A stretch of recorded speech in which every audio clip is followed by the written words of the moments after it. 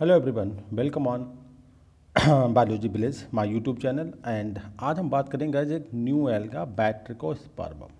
ठीक है guys, it is a red alga, मतलब belong to the family Rhodophyceae. Main features क्या है? Presence of pigment erythrocyanin, phycoerythrin, phycocyanin, chlorophyll B, chlorophyll T and carotene and xanthophyll भी कुछ amount में पाए जाते हैं। तो भाई स्टार्ट करते हैं बैट्रिकोस्पर्मम के बारे में। And it is very important for the PGT biology, TGT biology and Uttar Pradesh public service commission का जीआईसी मतलब गवर्नमेंट इंटर कॉलेज में बायोलॉजी लेक्चरर के एग्जाम्स के लिए वेरी इंपॉर्टेंट लेक्चर।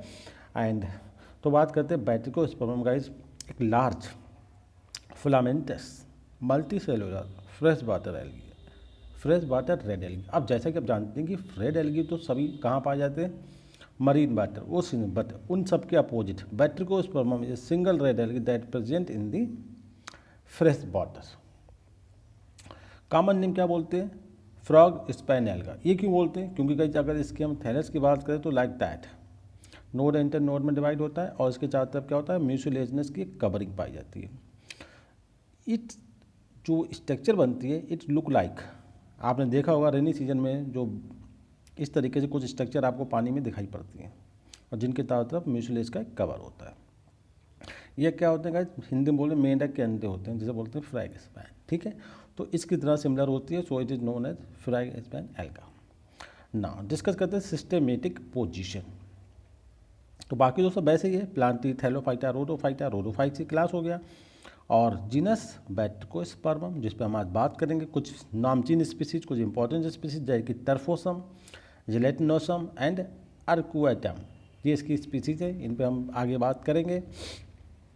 अब बात करते हैं कुछ रेड एल्गी जो और भी बहुत कॉमन है, जिनके बारे में एक आइडिया हो जाए, क्योंकि रेड एल्गी और भी बहुत सारे होते हैं, जैसे जिलेडियम सुना होगा, ग्रेसिलेरिया, कॉन्ड्रस क्रस्प जिसे मेरिस्मॉस भी बोलते हैं, पॉलीसाइफोनिया एंड रोडोमिनिया एंड टाइकोकार्पस, ये आपके रेड एल्गी होते हैं दूसरे बैट्रिकोस्पर्मम के अलावा।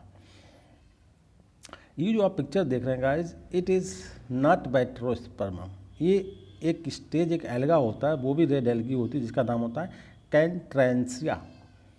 इसे एक रेड एल्गी होता है। इसे हमने क्यों यहाँ बनाया, इसका मीनिंग जब हम सेक्सुअल रिप्रोडक्शन वाला पार्ट या चैप्टर डिस्कस करेंगे, इसका सेक्शन अभी इसी लेक्चर में, तब आपको मालूम चलेगा कि मैंने इस लेक्चर को, इस पिक्चर को यहाँ पे क्यों एडमिट किया है। ठीक है, इट इज़ पिक्चर ऑफ कैंट्रेंसिया, जो कि अनदर रेड एल्गा होता है। हम आज स्टडी कर रहे हैं बैट्रिकोस्पर्मम।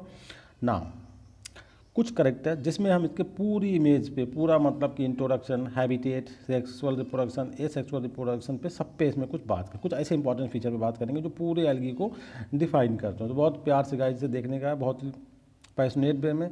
It is commonly known as span algae या फ्रॉग स्पैन एल्गी। क्यों?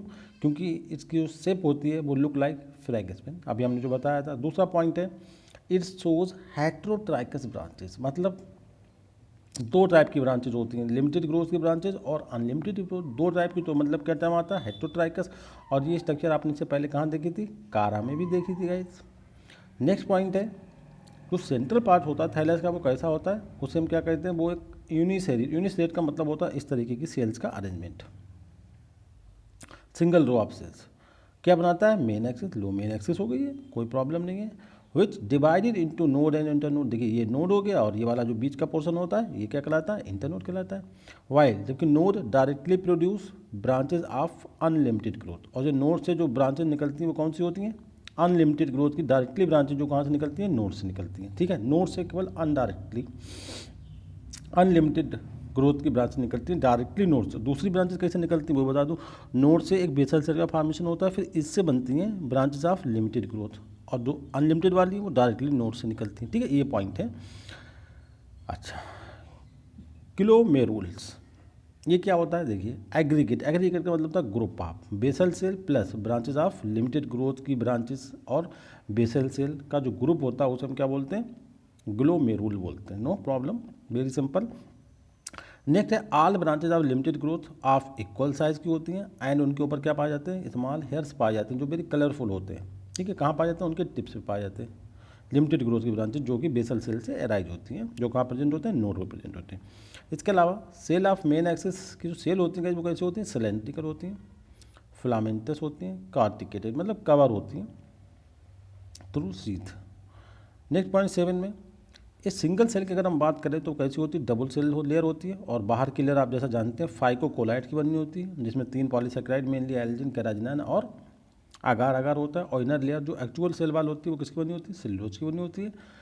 Cell wall contain 3 types of फाइकोकोलाइट्स, आपको बता चुके हैं। आगार आगार जो कि जेरेडियम और ग्रेसिलिया से बहुत ज़्यादा कॉमर्शियल लेवल पे हम निकालते हैं। ये पॉइंट यहाँ पे इसलिए बताया कि आगार आगार यहाँ पे भी होता है, बट आगार आगार जो कॉमर्शियल लेवल पे यूज किया जाता है वो हमें दूसरे जो 2 रेड एल्गी हैं जेलेडियम और ग्रेसिलेरिया से प्राप्त होता है। इसके अलावा कैराजिनान यहाँ पे होता है जो एक इमल्सीफायर के फार्म में काम करता है, और ये कॉमर्शियल लेवल पे कहाँ से प्राप्त करते हैं, कॉन्ड्रस क्रिस्पर जिसे हम क्या बोलते हैं, इरिस्मा जो कि रेड एल्गी होती है। इसके अलावा एक होती है फुनोरी, फुनोरी जो होती है एडिसिव के फार्म में यूज़ की जाती है। ये तीनों फाइकोकोलाइट्स यहाँ भी मिलते हैं, बट कॉमर्शियल लेवल पे डिफरेंट डिफरेंट रेड एल्गी से मिलते हैं। पॉइंट 8 में बात करते हैं कुछ पिगमेंट, बहुत इंपॉर्टेंट पॉइंट है।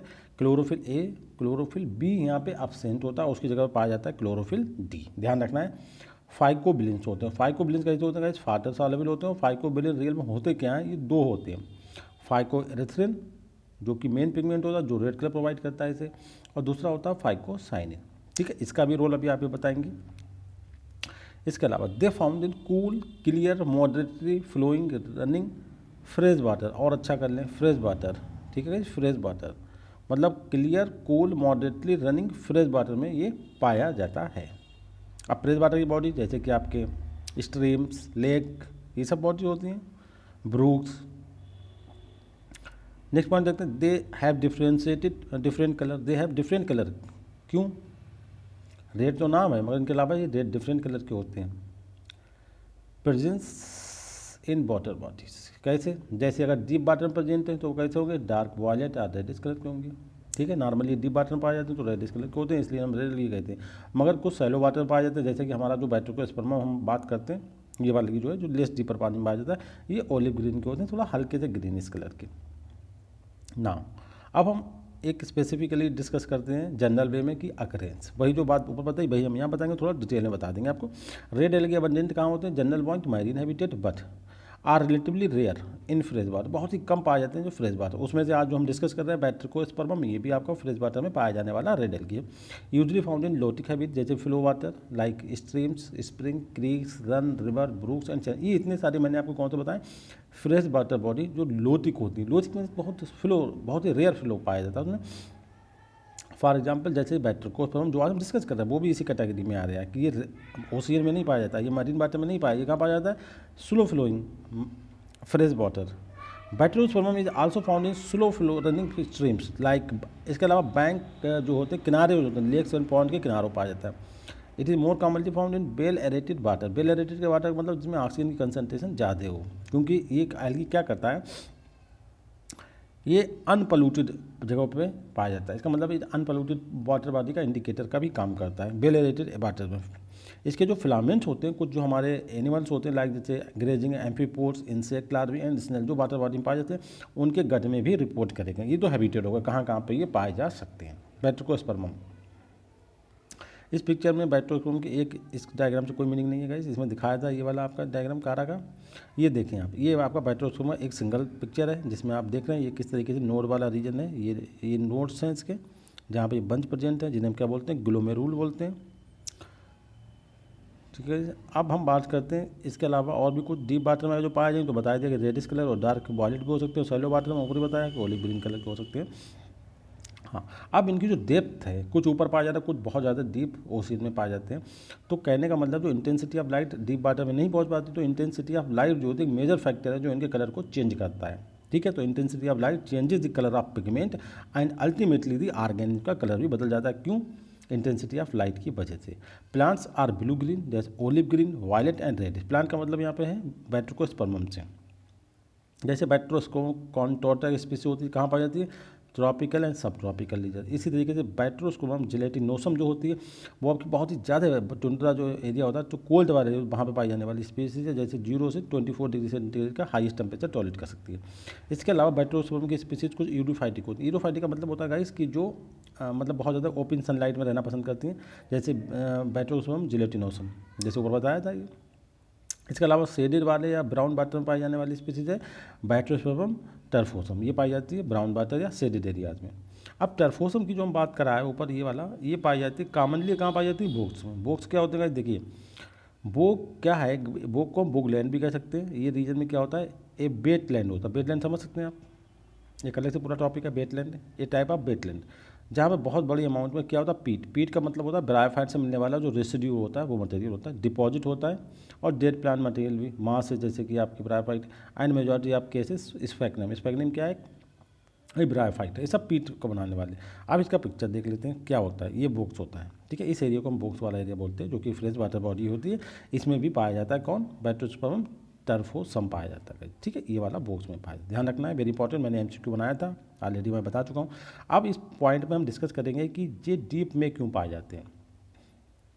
डीप में पाए जाने के बाद इनके एबिलिटी की जब फोटोसिंथेसिस कर लेते हैं बहुत इजीली, इसका क्या रीजन है। तो देखिए फाइकोरिथ्रिन आर फाइकोबिलिन पिगमेंट, मतलब फाइकोरिथ्रिन जो होता है वो इंडिपेंडेंट नहीं पाया जाता, वो कहाँ पाया जाता है, फाइकोबिलिन की फॉर्म में पाया जाता है जॉइंट बॉडी। और फाइकोबिलिन कैसे होते हैं, वाटर सॉल्युबल होते हैं, ठीक है, जो साइनोबैक्टीरिया में पाए जाते हैं। बट यहाँ पे और साइनोबैक्टीरिया में जो कंसंट्रेशन होती है वो प्रोपोर्शन में डिफरेंट होती है, वहाँ पे कंसंट्रेशन कुछ और होती है, यहाँ पे कंसंट्रेशन कुछ और होती है। इसी की वजह से जो हमारा बैट्रोस्पर्म है जिसमें स्टडी करें वो रेड कलर भी मिलता है। इसके अलावा जो ये फाइकोबिलिन की फार्म में जो फाइकोरिथ्रिन पाया जाता है, provide ability to use wavelength of light that are less absorb by the other. मतलब ये जो फाइकोरिथ्रिन होता है जो फाइकोबिलिन की फार्म में पाया जाता है, इसकी वजह से बैट्रोस्पर्मम को एक क्वालिटी, एक कैपेसिटी मिलती क्या, कि वो उन वेवलेंथ को भी एब्जॉर्ब कर सकता है जिन्हें दूसरे प्लांट एब्जॉर्ब नहीं कर पाते। इसलिए ये फ्री लाइट क्या होती है, बहुत डीपली वाटर में इंटर कर जाती है, इसीलिए डीप वाटर में पाया जाता है। क्योंकि वहाँ पे जो आपका ब्लू ग्रीन कलर की लाइट है वो वहाँ पे पहुँचती है, और वो पहुँचने के बावजूद उन्हें बैट्रोस्पर्मम टेकअप करता है and then carry out photosynthesis and prepare their food material and so survive there very easily, कोई प्रॉब्लम नहीं उसे, ठीक है। और ये जो लाइट है बहुत अंदर तक जाती है, पेंटेड फार्दर, मतलब बहुत गहराई तक जाती है। और red algae are often abundant in heavily shaded or deep habitat, shaded areas में और बहुत ज़्यादा डीप इसलिए पाए जाते हैं क्योंकि वहाँ पे जो फाइकोरिथ्रिन होता है वो फाइकोबिलिन की फॉर्म में पाया जाता है। और इस तरीके से इसका पाया जाना इम्पॉर्टेंट है रेड एलगी के लिए, क्योंकि वो उतनी गहराई में भी फोटोसिंथेसिस कर लेते हैं। क्यों कर लेते हैं, क्योंकि ये जो पिगमेंट होता है इसका जो मैक्सिमम एब्जॉर्प्शन स्पेक्ट्रम आता है blue green area, region of wavelength light पे। और ये वाली रीजन की लाइट जो होती है, जो हमारे सरफेस वाले जो लोग होते हैं वो इसे नॉर्मली एब्जॉर्ब नहीं करते क्योंकि वो क्लोरोफिल है, वो क्लोरोफिल बी की बात करते हैं। तो ये लाइट कहाँ चली जाती है, बहुत डीप वाटर में चली जाती है। और वहाँ पे जो प्रेजेंट होता है फ्लोरा मतलब रेड एलगी, वो इजीली से टेकअप कर लेता है एंड अपना जो फोटोसिंथेसिस करता है और अपना फूड मटेरियल बनाता है, तो नो प्रॉब्लम, वो वहाँ पर आराम से रह सकता है। नाउ अब हम डिस्कस करेंगे इंट्रोडक्शन, एक जनरल सा इंट्रोडक्शन कि कैसा होता है। बैट्रोस्पर्मम एक कॉस्मोपोलिटन है, मतलब हर कहीं पाया जाता है, जो फ्रेश वाटर पूरी दुनिया में जहाँ पाई जाती है वहाँ बैट्रोस्पर्मम पाया जाता है। जो मॉडरेटली थोड़ा सा हल्का फ्लो हो और अनपोल्यूटेड स्टीम, ऊपर बता चुके जिसमें ज़्यादा गंदगी ना हो, मतलब वेल एरेटेड वाटर है ना, ऑक्सीजन ज़्यादा हो। It content uniaxial central flexi, जो हमने अभी बताई थी, यूनिएक्सियल सेंट्रल फिलामेंट, इस तरीके से इसमें इधर वो बनते हैं। ये जो होगी central axis with large cylindrical cell. Cell कैसी होती है, सिलेंड्रिकल होती हैं। 4 to 6 पेरीसेंट्रल सेल्स भी इसमें प्रेजेंट होती हैं। प्रोड्यूस उन्हीं से बनता है क्या, वो बार बार ब्रांचिंग करती हैं, डिवाइड होती हैं। और फेसिकल, फेसिकल मतलब वो ये इस तरीके से मेन ये होता है और इस पर इस तरीके से ये पाया जाना, इसे बोलते हैं fascicles of limited growth groups. Each fascicle content several ribbon like parietal chloro, उन्हीं सेल्स में बहुत सारे रिबन लाइक पैराइटल से भी क्लोरोप्लास्ट होते हैं। और उन क्लोरोप्लास्ट क्वालिटी क्या होती है कि उनके अंदर पैरानोइड नॉर्मली नहीं पाया जाता है। और इसका जो थैलस होता है नॉर्मली अटैच कैसे पाया जाता है, सबस्ट्रेटम से अटैच होता है। और जो एल्गी रेड होता है क्यों, फाइकोरिथ्रिन की वजह से होता है, ठीक है, जो इसे रेड कलर प्रोवाइड करता है। अब जनरल स्ट्रक्चर की बात करें तो इसकी जनरल स्ट्रक्चर में बात करते हैं, it compose of gelatinous gametophyte. Gelatinous मतलब जैसे गैमेटोफाइट है, ठीक है, ये नोड इंटरनोड है, इसके चारों तरफ म्यूसिलेजिनस की कवरिंग पाई जाती है, तो इसे कहते हैं जिलेटिनस गैमेटोफाइट। कब तक होता है, 40 सेंटीमीटर तक ये बड़ा हो सकता है एक पर्टिकुलर बिट बीडी एप्रियन। जे बीडी जैसे इस पर जो हमने बनाया ना, यहाँ से नोड से क्या निकलती हैं, सेल्स निकलती हैं, वो इस तरीके से इस पर इस तरीके से स्ट्रक्चर बनाती हैं, ग्रुप ऑफ सेल। तो इसे क्या कैसा एप्रियन दिखता है, बीडीड मतलब, ठीक है। और हम जो नेक डाई से दिखाई भी देता है। और सबसे इंपॉर्टेंट बात है कि इसे हम जो है विंटर के दिनों में स्लो फ्लोइंग जो वाटर बॉडीज होती हैं वहाँ से बहुत ईजिली कलेक्ट कर सकते हैं। नाउ वेजिटेटिव स्ट्रक्चर की बात करें, thallus is soft thick filamentous profusely branch and dichotomously arrange with a mucilaginous feeling provide करता है। Filament consist of only one axial filament होता है सेंट्रल में, जिसे मेन एक्सिस बोलते हैं, which has been produced by single apical cell के through उसका फॉर्मेशन होता है। डेवलपमेंट की अगर हम बात करें, सेक्सुअल रिप्रोडक्शन के बाद जब बनता है तो सिंगल एपिकल सेल से बनता है पूरा, ठीक है। और बाद में इसमें सेगमेंट कर जाते हैं नोड इंटरनोड की फॉर्म में। मेन एक्सिस जो होती है कार्टिकेटेड होता है, मतलब कवर्ड होता है, उसमें एक इंसिड पाई जाती है, कवरिंग पाई जाती है। और जो मेन एक्सिस होता है वो यूनिसेरेट रो ऑफ एक्सियल सेल्स का बना होता है, और उसमें इलांगेटेड सेंट्रिकल सेल्स उसके पार्टिसिपेंट यूनिट होती हैं, ठीक है। और उनसे बहुत सारे मेन एक्सिस क्या निकलते हैं, लैटरल निकलते हैं। राइट साइड में जो हमने आपको दिखाया था पिक्चर में आर्निट्स लेंथ, जैसे ये वाला पिक्चर आप देखा था आपने, ये लैटरल इसकी बात कर रहा है ये बहुत सारे लैटरल, ये मेन एक्सिस हो गए, ये इससे बहुत सारे लैटरल्स निकल रहे हैं, तो ये बी डी रेफरेंस फॉर्म में दिखाई देते हैं। बी डी इस तरीके से, तो आप देख लें,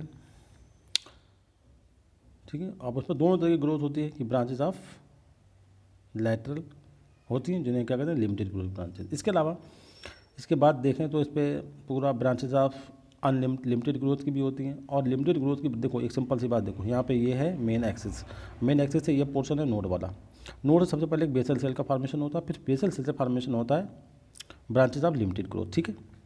ये ब्रांचेस ऑफ लिमिटेड ग्रोथ के टिप पे जाके हेयर्स पाए जाते हैं, ठीक है, हेयर्स पाए जाते हैं। ये पूरी स्ट्रक्चर मतलब basal cell plus branches of limited growth की ये पूरा स्ट्रक्चर क्या बनाता है, कॉम्प्लेक्स बनाता है, जिसका नाम क्या होता है ग्लोमेरुल। और जो अनलिमिटेड ब्रांचें निकलती हैं वो डायरेक्ट नोड से निकलती है, वो बेसल सेल से नहीं निकलती, वो डायरेक्ट नोड से एराइज होती हैं, ठीक है।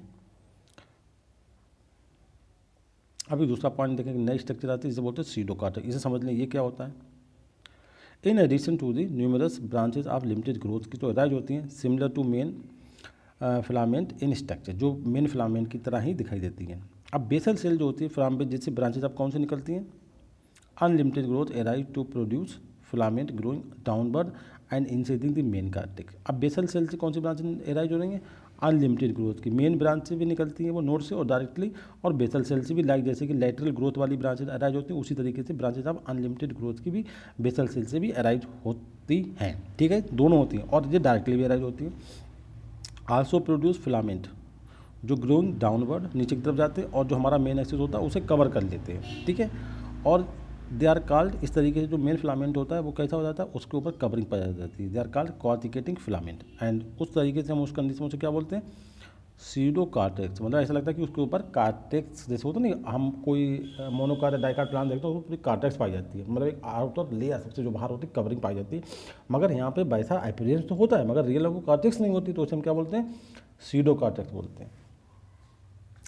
अच्छा, अब सेल वाल की बात कर लें। सेल वाल जो 2 लेयर होती है बता चुके आपको। आउटर लेयर जो होती है आपकी पेक्टिन की बनी होती है, इस पेक्टिन का ही मतलब होता है आपका एल्जिन, अगार और कैराजिनान। और बाहर जो इनर लेयर होती है जो एक्चुअल सेल वाल होती है वो किसकी बनी होती है, सेलुलोज की बनी होती है, ठीक है। देख लें, ये आप देख लें, इससे क्लियर हो जाएगा। देखिए ये सब आपका हो गया, ये मेन ब्रांच है, ये यहाँ से लैटरल से निकल रहे हैं, लैटरल बेसल सेल जो यहाँ पर प्रेजेंट है ये बेसल सेल होगी समझ लो। बेसल सेल आपको लैटरल वाले भी निकल रहे हैं, लिमिटेड वाले भी अनलिमिटेड वाले भी निकल रहे हैं, और कुछ अनलिमिटेड वाले डायरेक्ट नोड से भी अराइज होते हैं। ये पूरा जो ग्रुप बन जाता है उसे हम क्या बोलते हैं, उसे हम ग्लोमेरुल बोलते हैं। और ये जो आपका लैटरल वाली ब्रांचेज हैं इन्हीं से कुछ स्ट्रक्चर बनती है, रिप्रोडक्शन में काम आती है, जिन्हें बोलते हैं कार्पोस्पोरेंजिया, ठीक है। ये कार्टेक्स वाली कॉर्टिकल सेल हो गई, और ये शॉर्ट लैटरल्स हो गए, ये इनके ऊपर निकलते हैं। ये इनके ऊपर निकलने वाले हेयर जिनकी हम बात कर रहे हैं, यूनिसेलुलर कलरफुल हेयर निकलते हैं ब्रांचेज पे, ठीक है। ये बेसल सेल, ये ब्रांचेज आप लिमिटेड ग्रोथ, और इनके टिप पे क्या निकलते हैं, हेयर्स। ना देखते हैं ब्रांचेज अनलिमिटेड ग्रोथ के बारे में देखते हैं। Branches unlimited growth the branches arise from the इम्सल सेल, एक टाइप की सेल्स होती हैं इन्हें इम्सल सेल, उनसे एराइज होती हैं, जो कहाँ पाई जाती हैं, नोडल नोड्स पे। They are differentiated into nodes and inter nodes corticated, they are cells are comparatively larger. ये सेल जो होती है थोड़ी सी लार्जर होती हैं, ठीक है। अब एक स्ट्रक्चर हम पार्टिकुलर एक सेल की अगर हम बात करते हैं तब देखते हैं क्या होती है। जो एक सेल अगर हम पार्टिकुलर स्पर्म की बनाएं तो गाइस वो इस तरीके से होती है। देखिए मैं बहुत सिंपल सा सेल बना के दिखा रहा हूँ आपको, लाइक दैट। ये इस तरीके से सेल होती है, ठीक है। इसे हम नीचे इस तरीके से कर देते हैं। इसके अंदर इस तरीके से बहुत बड़े क्रोमेटोफोर्स होते हैं, बीच में एक न्यूक्लियस होता है, ठीक है। देखो क्या आता है, cells are uninucleate, each cell contain many more parietal chromatophore, ये क्रोमेटोफोर हो गए। Cells of phytosome do not have pit, ये इंपॉर्टेंट बात आपको ध्यान रखना है कि पिट इसके दूसरे मेंबर में पिट कनेक्शन पाए जाते हैं, बट बैट्रोस्कोम में पिट कनेक्शन नहीं पाए जाते हैं, ठीक है। जबकि दूसरे मेंबर्स में ये बहुत ही कॉमन है। क्रोमेटोफोर के अंदर एक सिंगल पाइरिनॉइड भी होता है, ठीक। क्लोरोप्लास्ट का विदाउट पाइरिनॉइड और क्रोमेटोफोर में एक पाइरिनॉइड होता है। ये डिपेंड करता है, कुछ स्पीसीज में होता है, कुछ में नहीं होता। बाइट्रोस्पर्म में जो होता है पाइरिनॉइड नॉर्मली नहीं होता है। अच्छा, इसके बाद पिगमेंट की बात करें तो पिगमेंट हम बता ही चुके आपको कौन कौन से होते हैं। आपके photosynthesis pigment like chlorophyll A, chlorophyll B यहाँ पे नहीं होता है। इसकी जगह पर क्या प्रेजेंट होता है गाइस, ध्यान रखना है आपको, क्लोरोफिल डी प्रेजेंट होता है। इसे सही करें, ये क्लोरोफिल डी के लिए कहा गया है, बी नहीं है, क्लोरोफिल डी है, क्योंकि बी एब्सेंट होता है। कैरोटीन होता है, जेंथोफिल होता है, फाइकोरिथिन होते हैं, फाइकोसाइनिन भी होता है, ठीक है। और सेंट्रल सेल आपस एक्सिस जो होती है वो कनेक्टेड होती है बाई साइटोप्लाज्मिक कनेक्शन द्वारा एक दूसरे से मतलब अटैच होती है। रिजर्व फॉर मटेरियल तो वेरी कॉमन, सभी लोग जानते होंगे, फ्लोरिडियन स्टार्च कहलाता है। नाउ देखिए और फिर पिक्चर देख लें, लाइक अगर हम इसका एप्रियन देखो तो मैं कैसा दिखाई गाइस, बीडेड दिखाई देगा। इसीलिए बीडेड के अलावा इसे चारों तरफ इसके क्या होता है, म्यूसिलेज कवरिंग होती है, जो कैसा लगता है कि जैसे जो फ्रॉक के अंडे आपने देखा होगा बरसात के दिनों में वाटर सरफेस पर तैरते हुए दिखाई देते हैं, तो ये कुछ उसी तरीके का दिखाई देता है। So it is known as frog spawn algae भी बोला जाता है इसे। नेक्स्ट पिक्चर देख लें आप, इसे ऑलरेडी हम दिखाई चुके थे आपको। अब हम ग्रोथ की बात फिर से देख लेते हैं, कौन कौन सी ग्रोथ होती है, क्या क्या चीज़ें बनती है। Growth of branches limited growth, branches central axis में ग्रोथ होती है, और फिर सीडो कार्टेक्स बनता है, और ब्रांचेस ऑफ अनलिमिटेड ग्रोथ। ध्यान रखना, दोनों बता दिए हमने, सीडो कार्टेक्स भी बना दिया आपको, और हमने आपको बना दिया था ग्लोमेरुलोल भी बता दिया था, ठीक है। अब हम रिप्रोडक्शन की बात करें, रिप्रोडक्शन दो टाइप से होता है, इसमें ए सेक्सुअल रिप्रोडक्शन होता है और सेक्सुअल रिप्रोडक्शन होता है। अब ए सेक्सुअल रिप्रोडक्शन का मतलब क्या है, इसमें एक स्टेज बनती है जिसे हम बोलते हैं कैंट्रेंसिया स्टेज। ये क्या होता है, एक एल्गा होता है, दूसरा रेड एल्गा, उसकी तरह इसकी बॉडी दिखती है, तो इसे हम वो क्या बोलते हैं, कैंट्रेंसिया स्टेज बोलते हैं। और ये जो स्टेज होती है ये आपके कार्पोस्पोर से तो ये बनती है, किससे बनती है, कार्पोस्पोर की जर्मिनेशन से ये बनती है, और ये खुद बनाती है मोनोस्पोर। फिर मोनोस्पोर जर्मिनेट होते हैं और फिर इसी का फॉर्मेशन कर देते हैं गाइस, समझ रहे बात। आप इसे ऐसे भी मैं समझा सकता हूँ, तो देखिए कार्पोस्पोर जो सेक्सुअल रिप्रोडक्शन में बनते हैं उनके थ्रू इसका फॉर्मेशन होता है करेंटिया स्टेज का, सी हम करेंटे, ठीक है। अब ये खुद क्या करती है, मोनोस्पोर का फॉर्मेशन करती है, ठीक है। और मोनोस्पोर कहते हैं ए सेक्सुअल स्पोर है, फिर ये जर्मिनेट होते हैं और मोनोस्पोर फिर से क्या बना देते हैं, करेंटिया स्टेज का फॉर्मेशन करते हैं। इस तरीके से इसमें एसेक्सुअल रिप्रोडक्शन का मतलब क्या होगा इस मोनोस्पोर्स, ठीक है, जो कैसे होते हैं नॉन मोटाइल। नॉन मोटाइल का कॉन्सेप्ट क्या है कि जितने भी रेड एल्गी हैं उनमें कोई भी रिप्रोडक्टिव यूनिट मोटाइल नहीं होती है, ये यूनिवर्सल ट्रूथ समझ लें। तो वैसे नॉन मोटाइल और मोनोस्पोर कैसे होते हैं, एसेक्सुअल होते हैं क्योंकि करेंटिया स्टेज से बनते हैं और फर्दर जर्मिनेशन होने के बाद ये फिर इसी का फॉर्मेशन करते हैं। जैसे आप देखते हैं प्रोड्यूस बाई जुवेनाइल स्टेज, ये ध्यान रखना, ये स्टेज कैसी है, जुवेनाइल स्टेज होती है, और इसे क्या बोलते हैं, ठीक है। ये मोनोस्पोर अगेन प्रोड्यूस करेंटिया स्टेज, और कहाँ बनते हैं, इसी करेंटिया स्टेज पे एक ब्रांच में मोनोस्पोरेंजियम बनता है। मोनोस्पोरेंजियम के अंदर क्या बनते हैं, मोनोस्पोर बनते हैं, फिर ये मतलब जर्मिनेट होकर क्या बनते हैं, कैंट्रेंसिया स्टेज बनाते हैं। तो इसका मतलब समझ रहे हैं कि ये क्या है, एसेक्सुअल रिप्रोडक्शन तो ऐसे करके हो गया, मोनोस्पोर के थ्रू होता है, और स्टेज का नाम क्या है, करेंटिया स्टेज नाम। अब हम पढ़ेंगे इसका सेक्सुअल रिप्रोडक्शन। सेक्सुअल रिप्रोडक्शन पहले हम इसका पूरा एक फ्लो डायग्राम देख लेते हैं, किस तरीके से इसमें सेक्सुअल रिप्रोडक्शन होता है। वेरी इंपॉर्टेंट टॉपिक, देखिए ये बैट्रोकोस्पर्मम का पिक्चर है, एक फ्लो डायग्राम ये है, ठीक है। इसमें सबसे पहले जो ग्रोथ हुई वो ये हुई, ग्लोमेरुलर बनते ब्रांचेस के बाद ये बताया ना, ब्रांच अनलिमिटेड ग्रोथ की ब्रांचेस और लिमिटेड ग्रोथ की ब्रांचेस, उन दोनों के मास को या ग्रुप को क्या बोलते हैं, ग्लोमेरुल बोलते हैं। ग्लोमेरुलर में क्या होता है, दोनों टाइप के वो डेवलप होते हैं, मेल रिप्रोडक्टिव ऑर्गन और फीमेल रिप्रोडक्टिव ऑर्गन डेवलप होते हैं, जिसे हम मेल में क्या कहते हैं, एंथ्रीडियम कहते हैं, और फीमेल के लिए हम कार्पोगोनियम कहते हैं। ये ध्यान रखना, कार्पोगोनियम इसलिए यहाँ पे बहुत स्पेसिफिक टर्म है कि female reproductive organ in the batrachospermum या red algae is known as carpogonium. अब ये अपने रेस्पेक्टिव बॉडी बनाते हैं, इन्होंने क्या बनाना, स्पर्मेटियम बना दिया, इन्होंने क्या बना दिया, ओवम या एग बना दिया, ये दोनों ने फ्यूज हो गए, ये क्या बन गया, जायगोट। जायगोट कहाँ पे बना, तो आपको पता है ये मेल बॉडी में बनता है, तो ये जायगोट कहाँ पे, कार्पोगोनियम जो है उसके अंदर रखा हुआ है ये। अब इसके अंदर क्या होगा, म्योसिस होगा, म्योसिस के बाद जायगोट से ही कुछ स्ट्रैंड निकलते हैं और जिन्हें हम क्या बोलते हैं, गाइनोब्लास्ट फिलामेंट, ठीक है। अब उनसे क्या होता है, उनके बाद उनसे डेवलपमेंट होता है पूरा एक थैलेट डेवलप होता है जिसका नाम होता है कार्पोस्पोरोफाइट। कार्पोस्पोरोफाइट में डेवलप होती है सिस्टोकार्प, ठीक है। सिस्टोकार्प में बनते हैं कार्पोस्पोर। कार्पोस्पोर जर्मिनेट होने के बाद हमने आपको पहले बताया ए सेक्सुअल स्टेज कौन सी है, करेंटिया स्टेज का फॉर्मेशन करते हैं, जो खुद में डिवाइड होकर, सॉरी खुद तो ए सेक्सुअल रिप्रोडक्शन करती है तो बार बार उसी का फॉर्मेशन होता जाएगा, मगर हमें बैट्रोस्पोर बनाना है तो क्या होगा, उससे एक स्पेशल ब्रांच का फॉर्मेशन होता है, देन ये स्पेशल ब्रांच डिवाइड होकर क्या बनाती है, एक न्यू बैट्रोस्पर्म बना देती है, ठीक है। अब इसमें सेक्सुअल में कुछ बातें जानने के लिए सेक्सुअल रिप्रोडक्शन के बारे में इट्स इंपॉर्टेंट कि ये कैसा होता है, इसमें मोनोसिस मतलब होमोथैलिक और हेट्रोसिस मतलब डायसिस दोनों टाइप की स्पीसीज पाई जाती हैं। और तो इसका मतलब दोनों टाइप के रिप्रोडक्टिव ऑर्गन अलग अलग होते हैं। तो रिप्रोडक्शन कैसा होगा यहाँ पर sexual reproduction, complete oogamous type का सेक्सुअल रिप्रोडक्शन यहाँ पे पाया जाता है। तो हम इसे देखते हैं वन बाय वन करके किस तरीके से हम स्टडी करेंगे यहाँ पे इसका sexual reproduction. Very important topic guys, इस पूरे टॉपिक का सेक्सुअल रिप्रोडक्शन सबसे इंपॉर्टेंट टॉपिक है। देखिए सेक्सुअल रिप्रोडक्शन का मतलब क्या होता है, एडवांस ओगैमस टाइप का, मतलब बिल्कुल कंप्लीट डिफरेंट, मेल अलग है फीमेल अलग।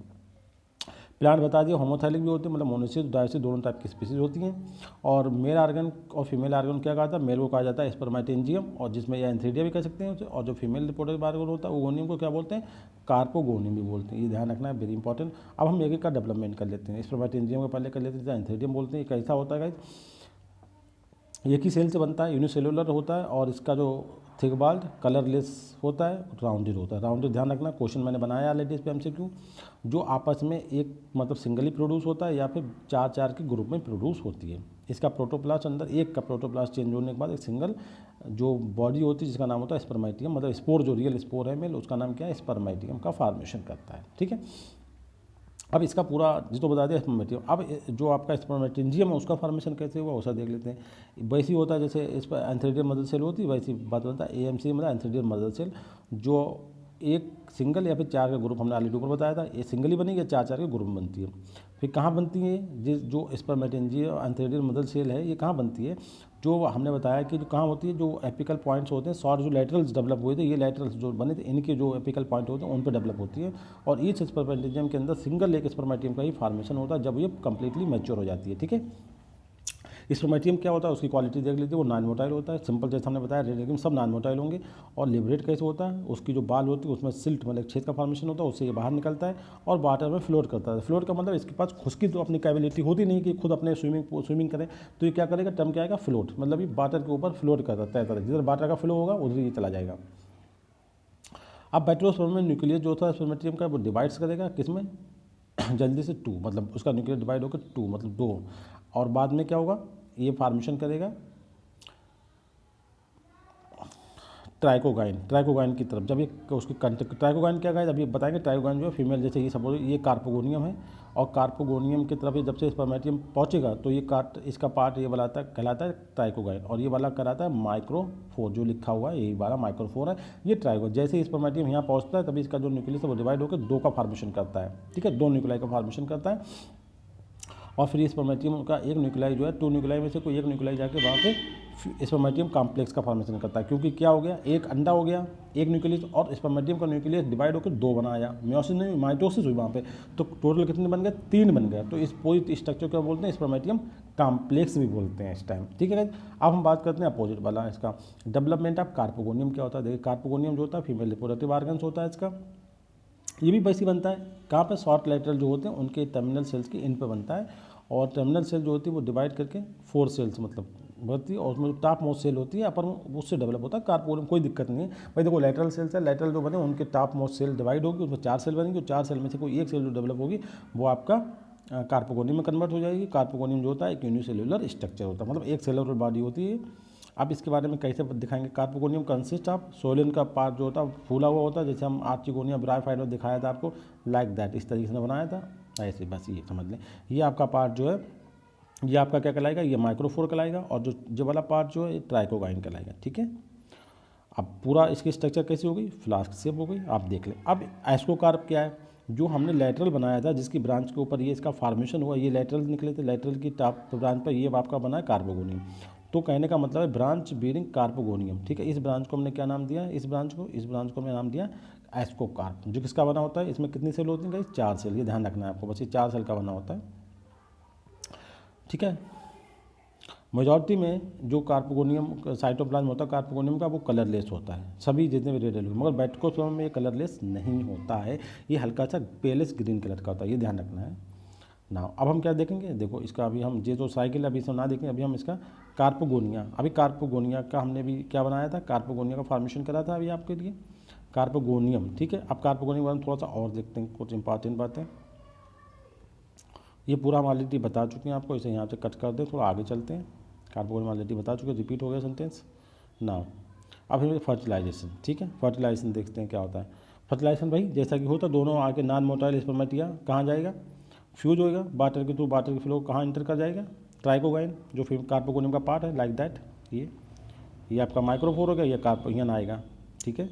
अप्रोच करता है ट्राइकोगाइन और अटैक करता है ट्राइकोगाइन के ऊपर, और फिर इसकी बाल जो होती है कॉन्टैक्ट बाल वो डिजॉल्व हो जाती है, उसके थ्रू इसका न्यूक्लियस 2 न्यूक्लियस थे ना, उसमें से एक न्यूक्लियस जो स्पर्मेटिया का फ्यूज किससे होगा, अंदर जाके जो सोलिन पार्ट है जैसे माइक्रोफोर, यहाँ पे जाके जो अंडा निकला उससे फ्यूज हो जाएगा और क्या बना देगा, जायगोट बन गया, ठीक है गाइस, कोई प्रॉब्लम नहीं होनी चाहिए। अब जायगोट से क्या होगा, जर्मिनेशन स्टार्ट होगा। अब यहाँ पे बहुत खेल है एल्गी में, बायोट्रोप्स में, अब बहुत इंपॉर्टेंट चेंजिंग यहाँ पे देखने को मिलेगी, दूसरी एल्गी में नॉर्मली नहीं मिलती हैं। देखें जर्मिनेशन, जायगोट क्या करेगा, म्योसिस होगा, जैसे आप दूसरे एल्गी में पढ़ा था जायगोटिक म्योसिस होती है एल्गी में, और हैप्लाइड न्यूक्लियाई के ऊपर कितने हैप्लाइड न्यूक्लियाई, 4 हैप्लाइड न्यूक्लियाई का फॉर्मेशन हो जाएगा। उसके बाद उन 4 में से एक जो न्यूक्लियाई होगा वो किस में माइग्रेट कर जाएगा, एक उसके ऊपर, पहले इसे समझ देखिए, यहाँ पे प्रोसेस कहाँ पे हम पढ़ रहे हैं स्टडी, अभी हम आपको स्टडी कर रहे हैं यहाँ पे, देखिए ये आपका है, ठीक है, ये पूरी बॉडी है, फीमेल रिप्रोडक्टिव पार्ट है, इसके अंदर ये जायगोट बना है, जायगोट का न्यूक्लियस डिवाइड हो गया, 4 न्यूक्लियस बन गए इसके अंदर, ठीक है, इस तरीके 4 बन गए। अब इनमें से क्या होगा, एक ऐसे करके लेटरल का फॉर्मेशन होगा, लाइक दैट, ये लेटरल का फॉर्मेशन हो गया, और इन 4 में से एक न्यूक्लियस इसका यहाँ पे आ गया, ठीक है गाइस। इसे हमने क्या बोला, गनोमोब्लास्ट इनिशियल, और बाद में गनोमोब्लास्ट फिलामेंट का बन गया, ठीक है। इसी तरीके से इसके 4 न्यूक्लियस में इसमें बहुत सारे ऐसी फिलामेंट बनेंगे, 4 4 4 हैं, 4 बनेंगे इस तरीके से, ये सब फिलामेंट बन गए, ठीक है, गनोमोब्लास्ट फिलामेंट बन गए। अब इन गनोमोब्लास्ट फिलामेंट का जो टिप वाला पोर्शन होगा, ठीक है, उस पर अभी पहले देखें, गनोमोब्लास्ट फिलामेंट बन गए। अब एक टर्म देखें, सिस्टोकार्प, एक टर्म आया, सिस्टोकार्प क्या है, जो आपका लाइक दैट, ये आपका यहाँ पे बहुत सारे अलग और ये बन गए, ठीक है, ये फिलामेंट हुआ, ये जायगोट था। तो इनके टिप पे सिस्टोकार्प एक टर्म है, उसके वो क्या चीज़ है, देखिए कार्पोगोनियम तो ये बॉडी है पूरी, जो कार्पोगोनियम तो पूरी बॉडी है, ये पूरी बॉडी कार्पोगोनियम है, और सेवरल जो गनोमोब्लास्ट फिलामेंट बने, इन सबको अगर हम ज्वाइन करके एक नाम दें तो then is known as cystocarp, ठीक है। देखो सिस्टोकार्प लिखा है, इसका मतलब कार्पोगोनियम पूरा फीमेल रिप्रोडक्टिव ऑर्गन, और बहुत सारे जो गनोमोब्लास्ट फिलामेंट इसमें जायगोट से डेवलप हुए थे, जायगोट से निकले थे, जो लैटरल से निकले थे, उन्हें सबको मिला के टर्म दिया सिस्टोकार्प। क्लियर नाउ, ये पिक्चर के थ्रू दिखाया गया है, अभी हम इसे दिखाएंगे बाद में, पिक्चर को देखें, इस पिक्चर को देख लें, इससे क्लियर हो जाएगी कुछ चीज़ें और भी। अभी पहले थ्योरेटिकल पॉइंट देखते हैं। अब क्या होता है, अभी हम कहाँ पे चल रहे हैं, मैं पहले पिक्चर बनाता हूँ, उसके बाद आपको समझाता हूँ, जिससे कि कोई भी चीज़ क्लियर ना हो पिक्चर। अभी हम यहाँ पे चल रहे हैं, ये हमारा लाइक दैट, ये जायगोट था, जायगोट से बहुत सारे लैटरल फिलामेंट निकले थे, ठीक है, ये इसके। अब देखिए कार्पोस्पोर का फॉर्मेशन कहाँ होगा, क्योंकि जो लैटरल फिलामेंट थे गोनोमोब्लास्ट फिलामेंट के, उसके जो टिप वाले सेल्स हैं, टर्मिनल सेल्स ऑफ गोनोमोब्लास्ट फिलामेंट, समझे बात को, जो मैं बोल रहा हूँ बिल्कुल से देखते हैं। जो इसके अंदर क्या है, एक स्ट्रक्चर बनेगी जिसे क्या बोलेंगे, कार्पोस्पोरेंजियम, ये क्या बन गई, कार्पोस्पोरेंजियम बन गया, टिप वाली सेल क्या बन गई, कार्पोस्पोरेंजियम बन गई, और इसके अंदर किसका फॉर्मेशन हुआ, कार्पोस्पोर का फॉर्मेशन होने लगा इसके अंदर, ठीक है गाइस, कार्पोस्पोर का फॉर्मेशन हो गया। और कार्पोस्पोर जो होंगे वो जर्मिनेट होंगे, इनके अंदर जो है कार्पोस्पोर बने, ये कार्पोस्पोर, और कार्पोस्पोर जर्मिनेट होने के बाद एक स्टेज का फॉर्मेशन करेंगे जिसका नाम है चैनट्रेंसिया स्टेज, ठीक है। और ये भी वैसे होंगे, नॉन मोटाइल कार्पोस्पोर होते हैं, और ये एक नेक्ड मास ऑफ प्रोटोप्लास्ट की तरह डेवलप होते हैं, और किस स्टेज का फॉर्मेशन करते हैं, करेंटिया स्टेज का फॉर्मेशन करते हैं सुइटेबल कंडीशन में। नाउ अब इस स्टेज की बात करें, फॉर्मेशन ऑफ करेंटिया स्टेज जो ऑलरेडी बन चुकी है, अब इसमें क्या होंगे, मोनोस्पोर का फॉर्मेशन होगा, जो एसेक्सुअल स्पोर्स होते हैं। देखिए carpospore separate from filament and बाल सुइटेबल कंडीशन में जाते हैं, और ये outgrowth one side carpospore, this outgrowth form, और एक क्या, ये जो प्रोस्टेट फिलामेंट है, this stage resemble to red alga, this known as करेंटिया स्टेज। हम ऑलरेडी ऊपर बता चुके, ये इन्होंने दोबारा से बताया कि इस तरीके से किस तरीके से कार्पोस्पोर एंजिम से कार्पोस्पोर अलग होते हैं, सुइटेबल सबस्ट्रेटम पे पहुंचते हैं, और अपने आप एसेक्सुअली मतलब जर्मिनेट होते हैं, और एक स्टेज का फॉर्मेशन करते हैं। वो स्टेज ऐसी लगती है जैसे हमने बताया ना, क्रिस्टोज जो ग्रोथ होती है ज़मीन में चिपकी हुई, कुछ पार्ट उसका ऊपर उठा हुआ, लाइक दैट, इस तरीके से ज़मीन पार्ट, और कुछ इस तरीके से इसके ऊपर फिलामेंट। इस स्टेज की जो स्ट्रक्चर होती है पूरी बॉडी की, वो एक दूसरा अलगा होता है जिसे हम क्या बोलते हैं, कॉन्ट्रेंसिया या चैनट्रेंसिया बोलते हैं, उसकी तरह लगता है, so it is known as chantransia stage, ठीक है गाइस। अब चैरेंटिया स्टेज क्या करेगी जी, चूँकि एसेक्सुअल स्टेज है, ये एसेक्सुअली रिप्रोड्यूस करेगी, ये मोनोस्पोर के कार्पोस्पोर के थ्रू बनी थी। इस स्टेज पे क्या होगा, ये जुवेनाइल स्टेज होती है, और ये रिप्रोड्यूस करेगी एसेक्सुअल रिप्रोडक्शन के थ्रू, और इसके जो बॉडी होंगे, जो एसेक्सुअल स्पोर्स होंगे, वो कौन से होंगे, मोनोस्पोर्स होंगे, ठीक है।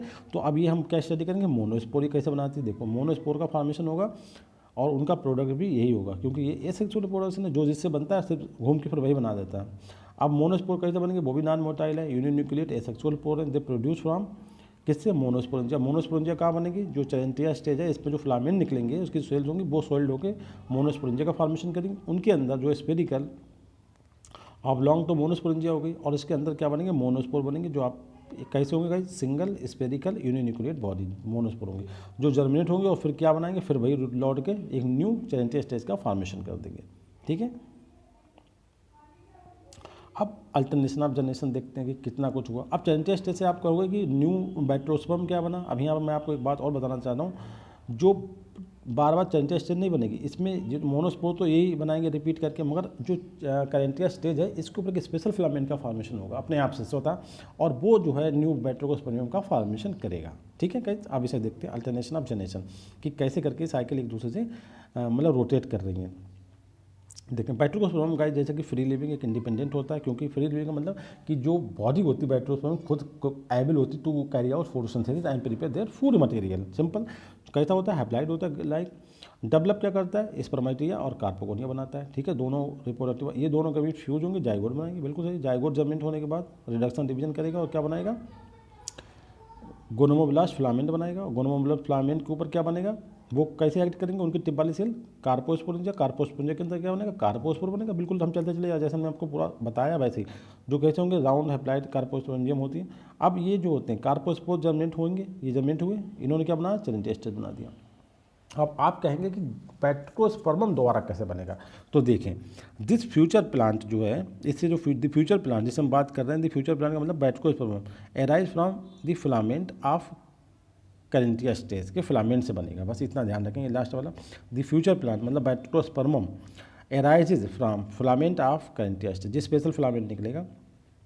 ये लिखा है कैरेंटिया स्टेज की कंपेयर करेंगे, दोबारा से क्रस्टोज ग्रोथ होती है rising from the large basal and erect branch. अब इसे यहाँ आपको टर्मोलॉजी हमने डिफाइन करी, देखो कार्पोस्पोरोफाइट एक टर्म आएगा, वो क्या है, कार्पोस्पोरेंजिया जो ऊपर गोनोमियल फिलामेंट प्लस कार्पोस्पोर, सब मिला के एक टर्म जाता है कार्पोस्पोरोफाइट। ये भी कैसा होता है, हैप्लाइड होता है, ध्यान रखना है। और सिस्टोकार्प हम बताई जो कि कार्पोस्पोरेंजियम जो उसके ऊपर लगी होती है, और गोनोमियल फिलामेंट को मिला के हम सिस्टोकार्प बोलते हैं। 10 इसका मतलब पूरी लाइफ साइकिल हमने क्या देखा, दो हैप्लाइड फेज देखेंगे क्या क्या, एक तो इसका जो मेन सेल है बैक्टीरियोस्पर्मम, और दूसरा जो कार्पोस्पोरोफाइट बना वो भी हैप्लाइड है। ये दोनों लाइफ साइकिल बनते हैं, और ये दोनों अल्टरनेट कैसे करते हैं, एक सिंगल डिप्लाइड जाइगोट को, जिसे क्या बोलते हैं, डिप्लाइड 2x है हैप्लाइड। इसका मतलब जो लाइफ साइकिल का पैटर्न है उसमें क्या बोला, हैप्लोडिप्लॉन्टिक, जैसे दूसरे एल्गी होते हैं, और इसे हम दूसरा नाम दिया डाइवेसिक, क्योंकि यहाँ पर दो स्टेजेस जो हैं वो हैप्लाइड हैं, दो थैलेस हैं वो हैप्लाइड। एक कौन सा, जो मेन बैक्टीरियोस्पर्मम है वो हैप्लाइड है, और दूसरा कार्पोस्पोरोफाइट बनता है, जिसे हम जो एक जॉइंट टर्म है किसके लिए, कार्पोस्पोरेंजिया, गोनोमोब्लास्ट फिलामेंट और कार्पोस्पोर के लिए। ठीक है, आप इसे देख लें, ये कुछ डायग्राम है जो इसमें हमने चैरेंटिया स्टेज को रिप्रेजेंट कर रहा है। देखिए ये प्रोस्टेट सिस्टम है नीचे, और कुछ इरेक्ट सिस्टम होते हैं जी आपका, ये कैसा, ये सेक्सुअल रिप्रोडक्शन स्टेज को रिप्रेजेंट करता है। ये हमने आपको पहले बता दी। अब हम इसका उसके थ्रू समझ लें थोड़ा सा, जो लाइफ साइकिल हमने पिक्चर दिखाया लाइक दिस, सिंपल सा है। देखिए पहले तो ये समझ लें कि दोनों स्पीसीज होती है, मोनोसिस और डायसिस, तो हम वही दिखा रहे हैं, दो प्लांट हैं, एक मोनोसिस वाला एक डायसिस वाला। ठीक है, एक पे एक सिंगल बनना है, दूसरे पर दोनों बनने, मतलब एक अलग अलग लिया, डायसिस से मैं डिस्क्राइब कर रहा है, एक मेल वाला एक फीमेल वाला, एक मेल वाला कार्पोगोनियम, ये स्पोंजियम मेल वाला, दोनों फ्यूज हो गए। ये क्या बन गया, जाइगोट। जाइगोट में डेवलपमेंट हुआ, कार्पोगोनियम के अंदर जाइगोट डेवलप हुआ, और उसने अपने ऊपर क्या बनाया, गोनोमोब्लास्ट फिलामेंट बन गए, और उनकी टिप पे क्या बन गया, कार्पोस्पोर बन गए। फिर कार्पोस्पोर कहाँ बने, कार्पोस्पोरेंजिया के अंदर बने, तो ये कार्पोस्पोरेंजिया दिखा दिए। ये कार्पोस्पोरेंजिया जो कार्पोस्पोर निकले वो जर्मिनेट होने के बाद उन्होंने क्या बनाया, उन्होंने क्या बना दिया, देखिए उन्होंने चैरेंटिया स्टेज बना दी। चैरेंटिया स्टेज खुद में आपस में मोनोस्पोर बना के रिप्रोडक्शन कर रही एसेक्सुअल, और फिर इस पर एक स्पेशल ब्रांच का फॉर्मेशन होता है, और वो मोनोस्पेशल ब्रांच जो होती है वो किस में कन्वर्ट हो जाती है, वो आपके ये नए थैलेस का फॉर्मेशन कर देती है। बस इतनी सी बात है आपको। So guys thank you very much for reviewing this video, and so I request to all, please subscribe, like and share my YouTube channel Biology Village. Thank you very much guys.